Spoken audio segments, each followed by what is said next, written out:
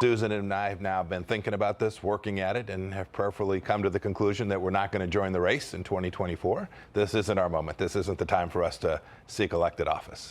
Well, former Secretary of State Mike Pompeo telling our Brett Baer he is out for 2024.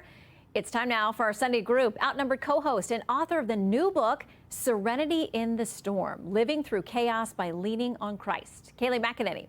Former Democratic presidential candidate John Delaney. Former Chief of Staff to Mitch McConnell, Josh Holmes, and Bloomberg News White House and politics editor Mario Parker. Welcome to all of you. Good to see you this morning. Okay, so Secretary Pompeo is out for now. Somebody who's not yet in, but a lot of people think will be, is Ron DeSantis. He has signed a new abortion bill. You just heard my conversation with Congresswoman Mace about how the GOP is trying to navigate this. Politico reports it this way. DeSantis marked the bill, a 6-week ban, with an 11 p.m. tweet, not a press event that often accompanies a signature policy achievement. And it may be because of what the Financial Times is reporting, quoting a top Republican donor, Thomas Petterfy, halting plans to help finance the U.S. presidential bid of DeSantis due to his, quote, extreme positions on social issues. They quote him as saying, because of his stance on abortion and book banning, myself and a bunch of friends are holding our powder dry. Josh. I think you can always find somebody in the donor class that has a problem with core GOP issues. It's been like that forever, right? I don't think that this is the issue that sort of the corporate media and the larger Illuminati believe it to be in terms of their political analysis. I mean, just ask Governor Kemp in Georgia, who signed an extremely similar law, what that did to the center of the electorate in Georgia. You had Republicans losing at the federal level. He blew them away in the state level, as did all of the candidates in the state legislature who voted for it. I think that this is an issue that people want to extrapolate out on a federal level and assign because it really, really motivates a liberal base, particularly on the financial side. But I think in terms of where the American people are on the issue of abortion, it is not the Republicans here that have the extreme position. Well, and Mario, pro-life supporters will say, yes, look at places like Florida, look at places like Ohio or Texas, where the governors have pushed through tougher bans and have been rewarded with double-digit wins. Yeah, and I think the problem here with DeSantis and his donors isn't necessarily the fact of the issues, it's the fact that they're reading the tea leaves and starting to hedge their bets, right? Look at the timing, the surge in former President Donald Trump's polling as well. I think that's where you really see the rubber hitting the road there. And DeSantis has to figure something out in terms of how he's going to message to GOP voters to look past the primary to the electability in the general election. Yeah, I think that's got to be his conversation. So in the meantime, former President Trump is facing a lot of different legal issues, but one that sort of folks have forgotten about is noted by Politico. This indictment, National Review, they're talking about his civil trial for rape beginning in 10 days. He's caught in a maelstrom, much of it of his own making, that the civil lawsuit accusing him of sexual assault has largely flown under the radar, but the case is going to federal court just 10 days from now on Monday, April 24th. I mean, Kayleigh, he's got a lot on his legal plate.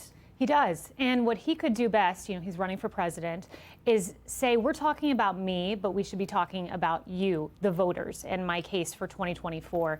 I thought it was a bit of a missed opportunity following the indictment. He had network news channels covering his speech. And that was a moment, if he would have started out saying that exact line, this is about me, it should be about you. 6 people have died in Nashville, 6 Christians, 3 children. We need to have a national conversation in this country about protecting our schools. We need to bring down inflation, draw that contrast, because as any presidential candidate knows, you don't want this to be a referendum on you, but a choice you're delivering to the American people. And the best he can do over the next few months and year as he's making his case to the American people is turn it right back to the American people. Well, and for now, though, everything that's happening is working in his favor. Now to Politico, they say this indictment is turbocharging his fundraising, while the president's former president's indictment, along with potential future charges in several ongoing investigations, puts him in serious legal jeopardy. It has helped to solidify his standing with his supporters and grow his campaign war chest. I mean, John, he's up 20 points at least in most polls on Ron DeSantis, a distant second, and many beyond that. But the money is pouring in by the millions as well. Yeah. Well, I mean, what he has going for him is that it doesn't appear like the Republican field will be small, right? It feels like several people are getting in the race, and that's a huge advantage for former President Trump, right? A divided field, he gets his block of voters and he wins. The best chance the Republican Party have of defeating Trump is to have only 1 or 2 people in the race. But the real question, Shannon, is as these you know, you mentioned the rape trial that's now coming up, and then there's like a wave of additional legal matters coming. Will the weight of these things over time, right? They help him in the short term. What is that saying? Like, you know, all press is good press, right? So he's getting him in the headlines. He's able to push messages out to his base saying that he's being attacked by liberals and Democrats, all that stuff. But over time, to your kind of middle-of-the-road voter in the Republican primary, does the weight of all these legal actions just bury him and give another candidate an opportunity to emerge? I mean, I think that's the question. It's too early to tell, but it wouldn't surprise me if that's how this plays out. Okay, in the meantime, we're still waiting to find out if the current president is going to run again. This has been his explanation so far. Are you saying that you would be taking part in our upcoming election in 2024? Well, I'll either be rolling an egg or being the guy who's pushing them out. Come on, help a brother out. Make some news for me. I plan on running now, but we're not prepared to announce it yet. And he said something similar since then. But Mario, I like how Jill, the first lady, is kind of looking around like, what's he about to say? She's kind of checking out what he's rolling out there.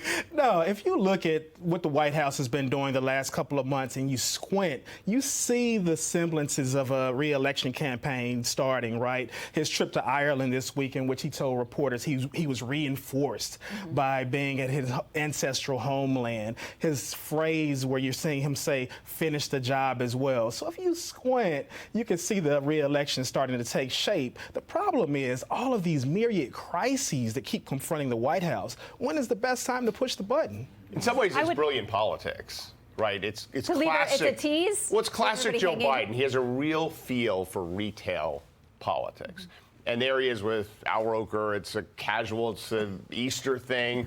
And he just kind of says it. Oh, yeah. And it seems, well, no, but it seems very normal. People know he's running, and it's actually honest. And I would also say Axios, they came out with that report that he's banking on a later announcement. Now he says relatively soon because he wants Republicans to look chaotic, discordant, and then him to be the president who's leading, which is why we have to, just quickly, some new information from senior people in Governor DeSantis' political orbit. I just wanted to put this out there regarding the donors. He said donors do not set policy. This disagreement did not matter to him on the heartbeat bill. I just want to throw this out here. $200 million is what he raised in his reelect. $120 million currently is what he has. Small donors across the country, they would argue, are fueling his coffers because they support his policies. Yeah, and they're showing up in places like New Hampshire and other places that he is going now. So the timeline on all these guys, we wait. Hey everyone, I'm Emily Campagno. Catch me and my co-hosts Harris Faulkner and Kayleigh McEnany on Outnumbered every weekday at 12 p.m. Eastern, or set your DVR. Also, don't forget to subscribe to the Fox News YouTube page for daily highlights.